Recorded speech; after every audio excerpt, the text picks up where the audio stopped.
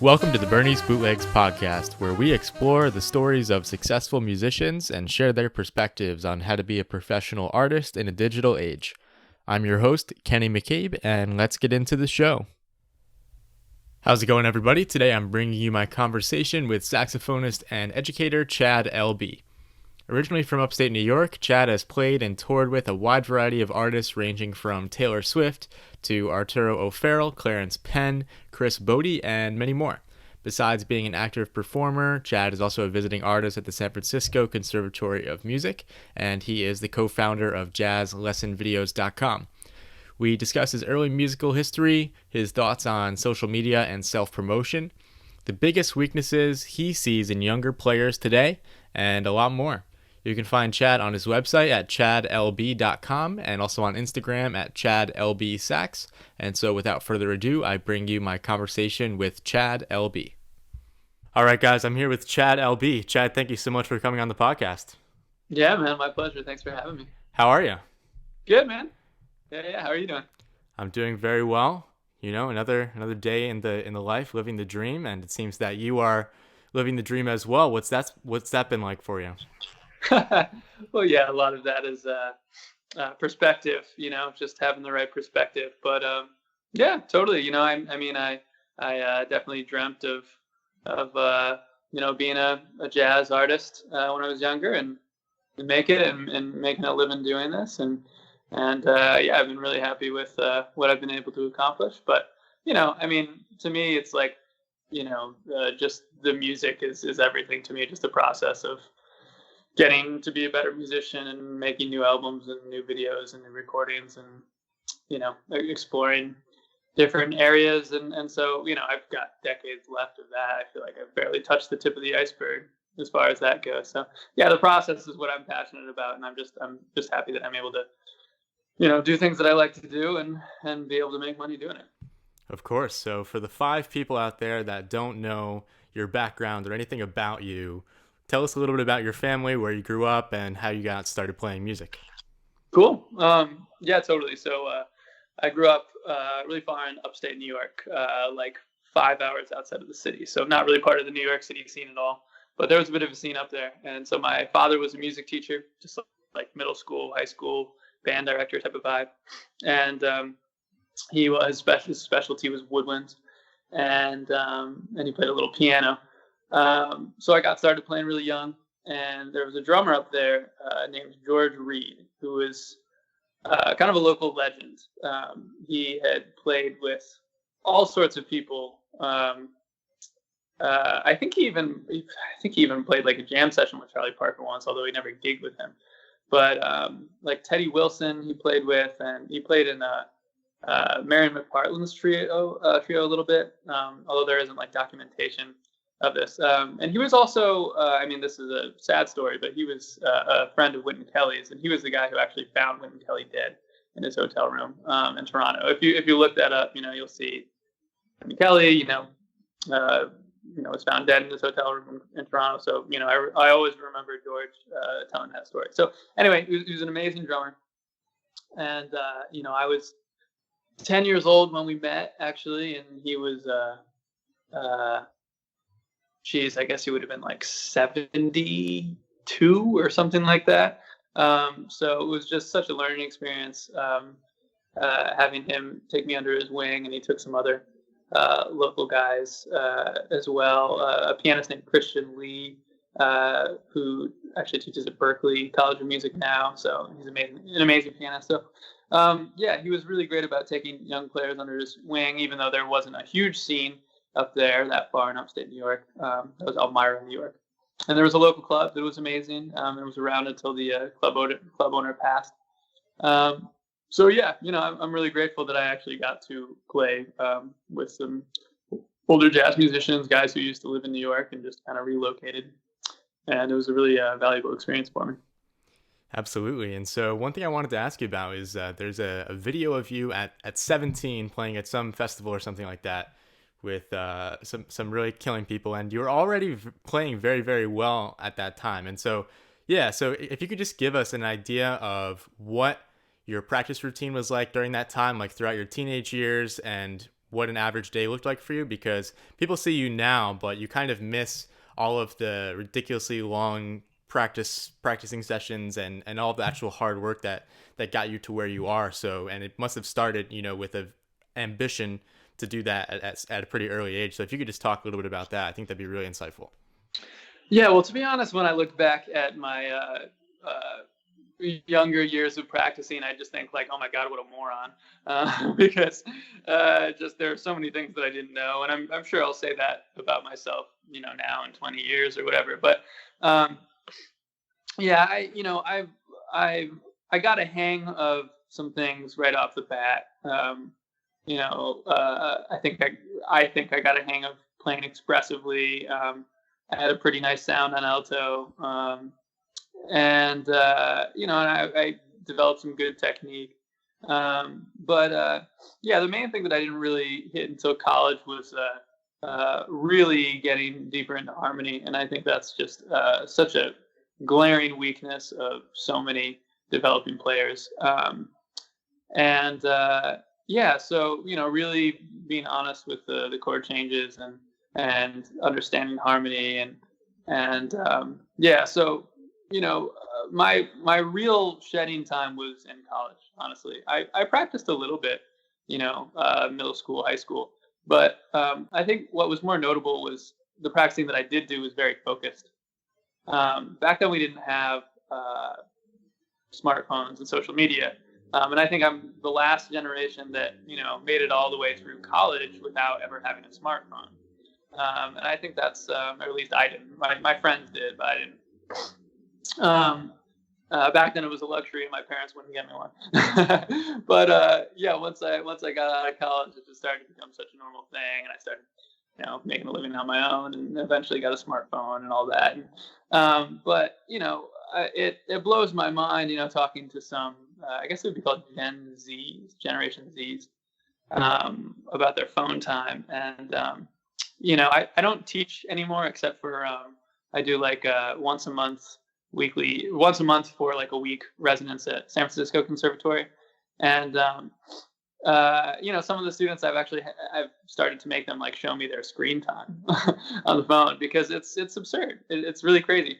And so, I didn't practice that much. That's all to say. When I was in middle school and high school, I didn't practice 5-10 hours a day. I was a good player. I was no prodigy. Maybe I was a prodigy, but not like a freak prodigy, like some guys like Eldar or something when they were like a little kid. But I got some good stuff together, and I just focused really hard on practicing that I did do. Then when I was in college, that's when I really put the time in, and I was probably doing about 4 hours a day. But again, still, I think what's important here was that I've always been a focused practicer, and the routine I don't think is actually so important. I think all that matters is that every day you practice something and get something down that you couldn't do yesterday, whether it's just raising the metronome by a few clicks, or whether it's being able to play a tune in a new key, or be able to play a little bit better on a 3-6-2-5 and D flat, and just practicing that for a while. Just every day you want to make sure that you're getting a little better at something. And so sometimes I find that people get locked into a practice routine. They're practicing the same thing over and over again, and then they end up going nowhere. So I guess that's my general thoughts on practicing and my background with practicing. Yeah, and I think one critical thing too is just being able to identify weaknesses and then not shy away from them. I was listening to a recording of a masterclass you did, and you said something really insightful, which I was wondering if you could elaborate on, which was you should not mistake weaknesses for preferences. Oh, yeah. Thank you, man. I really appreciate your checking that out. Because, I think that I did that when I was younger, and I see people doing that all the time, where they think that if there's a song that they don't like blowing over, it's because they don't like the song. And so often it's just because they can't play it. And so, I know a lot of the videos that you post are horn player focused, and I think a lot of people following your channel are horn players, and the same with mine. Horn players have this glaring weakness of literally not being able to arpeggiate through a song. And that's just, that's crazy, I think. I can relate, because when I was a kid, I think I wasn't very good at that at times. I mean, I could do it decently well. I think people are getting worse and worse at that, like literally being able to arpeggiate through a song. And it's absurd, because the thing is, like, if you're a pianist or a guitarist, you have to play the chords on a song.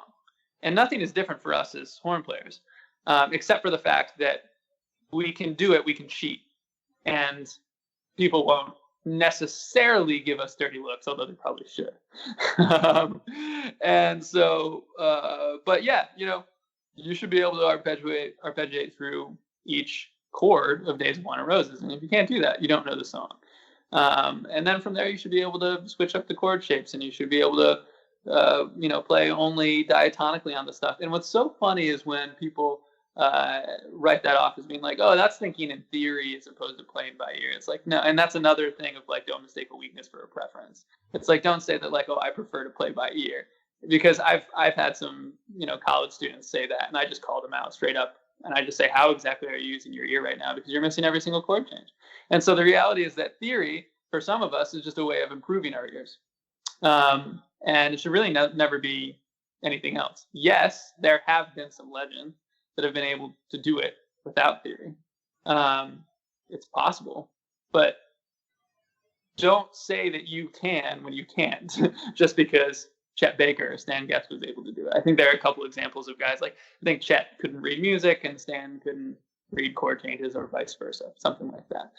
But just because they could do it doesn't mean that you've been able to master that. And again, you can do it without theory, but I find for most people the most efficient way to do it is just to understand some basic level theory, nothing crazy, maybe some Roman numeral analysis, but at least just know what every chord is, know what a half diminished chord is, know how minor 2/5 works, stuff like that.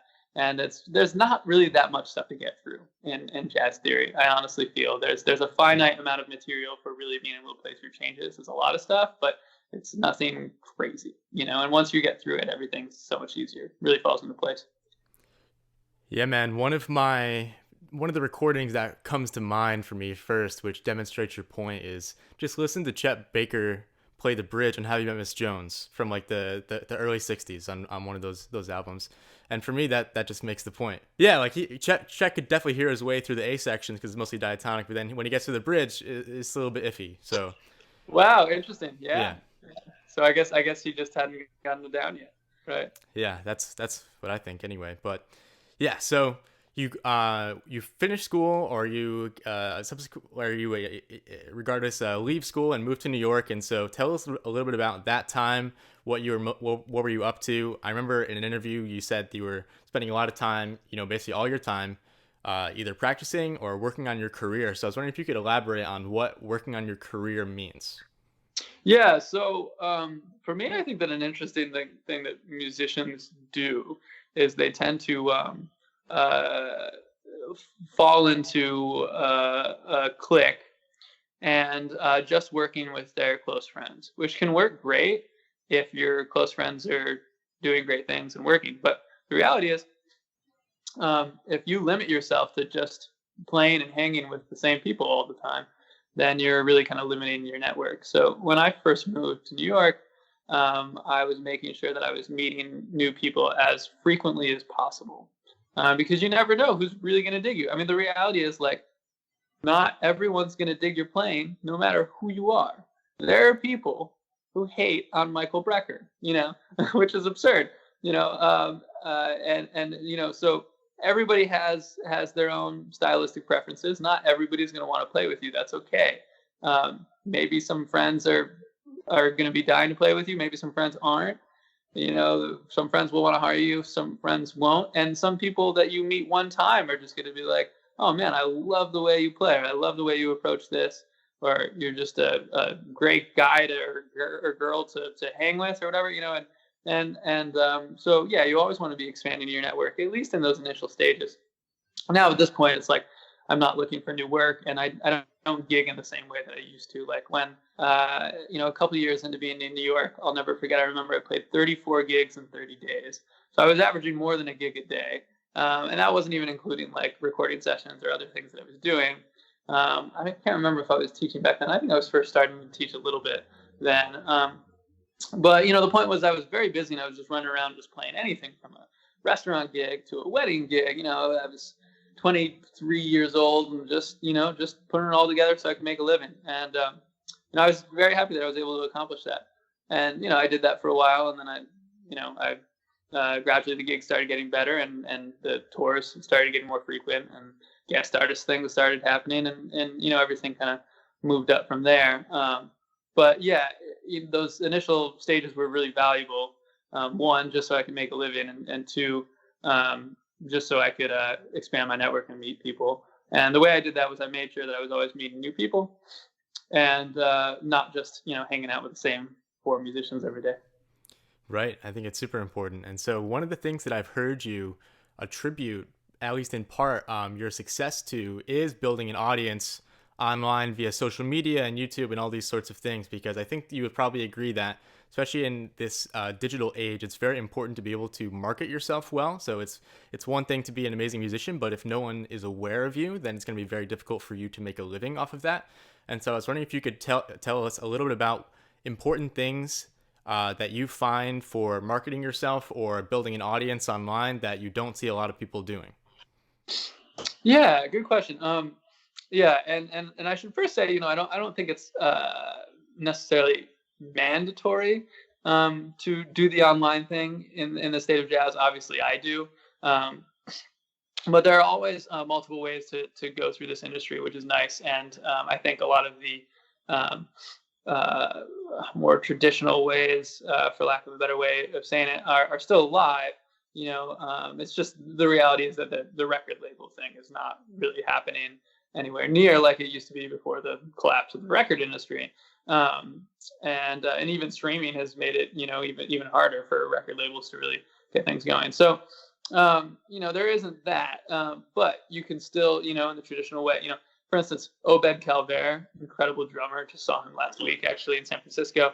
He doesn't have any social media or anything, and he's, he's touring all the time and super busy and plays with everyone.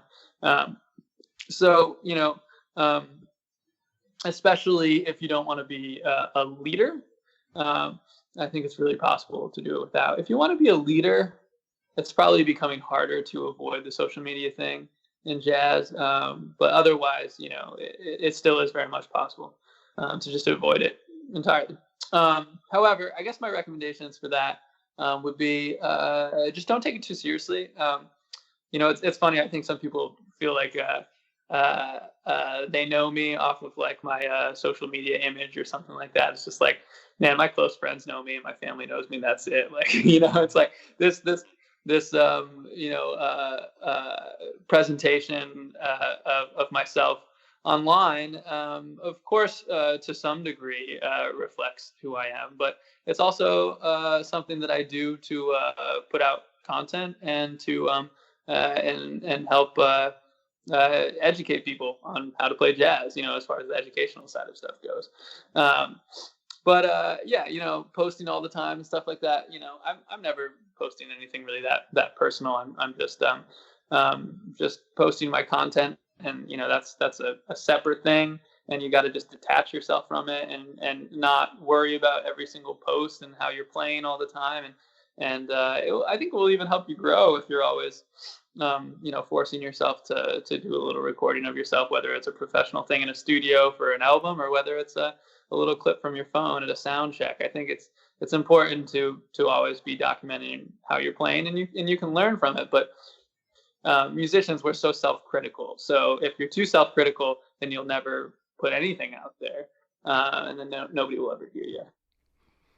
One of the things that you touched on was the recording industry and record labels and all that sort of thing. And you've had the opportunity to put out a few different recordings now. And so I was wondering if you could talk a little bit about what you think the purpose of an album is, and in 2019 going into 2020, and if it's still profitable, or just explain why you continue to make albums, even though there are not, there's not necessarily as big a market for people to go out and, spend, $10 or $15 on an album when they can get it on Spotify or whatever for free. Yeah, totally. Yeah, it's not directly profitable. You're not going to make money off of an album as a jazz musician today. So I think the sooner a jazz musician accepts that, the better, because if you try to trick yourself into thinking that there might be some way, then I think you're going to get yourself in trouble. And you're setting yourself up for disappointment. That's, again, direct profit. But putting out albums and developing your career and your portfolio work and stuff like that, that's all valuable. Absolutely. And, it pays back in the opportunities and the live performance opportunities that you get from it. Is it difficult to do? Is it expensive? Yeah, for sure. It cost me a lot of money to put out the material that I put out. But it's worth it just because it's just what I do. Again, it's like that's the side that I'm really passionate about. On the live performance side, I'm very fortunate at this stage of my career. I do my own shows. I sub in Chris Bode's band, who Chris plays like 200 dates a year. So just subbing, I'm playing with him a lot. So I do a few shows with Chris every month. I do a few shows of my own thing, and I go out to San Francisco for the resident artist thing that I do, and that's it. So I'm fortunate that I've gotten to that stage in my career where I can focus on just the bigger picture, and putting out albums and putting out lots of content over the years, I think has helped me get to that stage. My audition for Chris Bode's band was Eldar showing him a video of me, and he was like, "Great, give him a call." Wow, so, I love it. Yeah, totally. So at this stage in your career, how do you think about whether or not you accept a gig? If someone calls you up or they email you or whatever it is, and they offer you some gig, what are the factors that you consider if you're going to say yes or no? And if you are going to say no, how do you go about saying no without burning that bridge, and basically the art of saying no? Because there's a way to say no where that person is not going to want to call you again. There's a way to say no where that person is going to almost thank you for saying no. Right. It's a great question. You get fewer calls for things once you stop doing them. So I haven't gotten called for a restaurant gig in probably years, just because people kind of get the picture that you're like not on that scene of playing that sort of thing anymore. So some of that just kind of takes care of itself. And then, if it's someone that I've never met and they're asking about a recording or something, I just have standard rates for recording features and stuff like that. I don't do projects anymore as far as, like getting together and like a passion project where you're just working on the music, unless it's my own thing. I don't do projects anymore as a sideman. Essentially, I'm happy to tour and play shows, in the context that I do. I think people just kind of get the picture of what you're doing. So again, I don't really get called for many things that I would want to turn down these days. I don't play in New York very much. I'm not necessarily in town that much. And when I am, I just have to focus so much on just, making music and anything from emails to contracts to just, the day-to-day busyness that, maintaining this career requires. I don't play that much in the city, but when somebody calls me for Birdland or Blue Note or something like that, I'm there and happy to do it. Right on. So final thing, I definitely want to be respectful of your time. So this will be the last question. And so one of the things that people have been probably seeing is the jazz lesson videos project, or however you refer to it, the endeavor. And so can you just tell us finally a little bit about why you started that, why you think it's important, and where people can learn more about it? Yeah, for sure. Well, I think, there's a lot of great, educational content with jazz out there. But I think what has been lacking is just, just written exercises, just real, solid content, nuts and bolts, mechanics, foundation. And, we've started to get into modern stuff, what we're putting out there. But there isn't a lot, I think, for really the things that you just need to be doing and that you can't get around. So much of jazz is not conceptual. It's literally just developing your skills, and that just takes practicing things, you know.